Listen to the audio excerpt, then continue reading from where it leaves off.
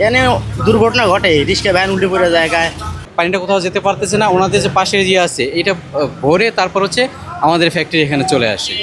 স্রোতের এই দৃশ্য দেখে যে কারোরই মনে হবে উত্তাল সাগরের ঢেউ তীরে আশ্রয় পড়ছে, কিন্তু বাস্তবতা ভিন্ন। এটি সাভারের একটি সড়ক, যেখানে ভারী বর্ষণে সৃষ্টি হয়েছে জলাবদ্ধতা। ব্যস্ততম নগরী সাভারের আশুলিয়া সামান্য বৃষ্টিতেই তলিয়ে গেছে জামগড়া, বাইপাল, আবদুল্লাপুর আঞ্চলিক সড়ক সহ আশেপাশের এলাকা। প্রতিদিনের মতো কাজে বের হওয়া মানুষের জন্য এখন সড়ক যেন এক জলপ্রবাহ। মোটামুটি 8-10 বছর ধরে এই অবস্থা এইরকমই।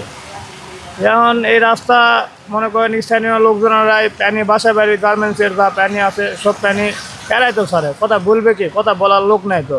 স্থানীয়দের অভিযোগ, এই দুরবস্থার মূল কারণ অপরিকল্পিত নগরায়ন ও অকার্যকর ড্রেনেজ ব্যবস্থা। দায় চাপছে স্থানীয় জনপ্রতিনিধিদের অবহেলার দিকেও।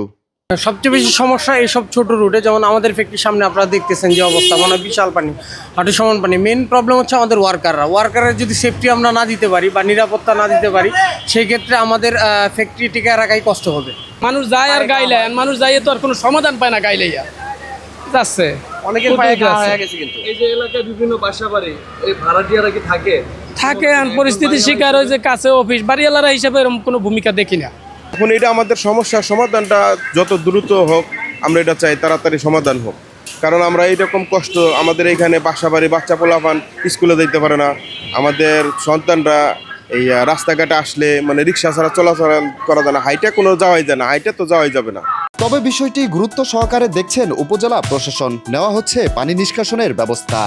আমাদের উপজেলার সম্মানিত ইউনো মহোদয়ের সাথে আমরা এই বিষয়টা উপস্থাপন করব যে ওইটার কিভাবে স্থায়ী সমাধান আনা যায়, সেই ব্যাপারে যাতে পরবর্তীতে পদক্ষেপ গ্রহণ করা হয়। ময়লা পানিতে স্বাস্থ্য ঝুঁকি থাকায় নিরাপত্তা স্বার্থে দ্রুত প্রতিকার চায় এলাকাবাসী। মনির হুসাইন, বাংলাদেশ টাইমস, সাভার।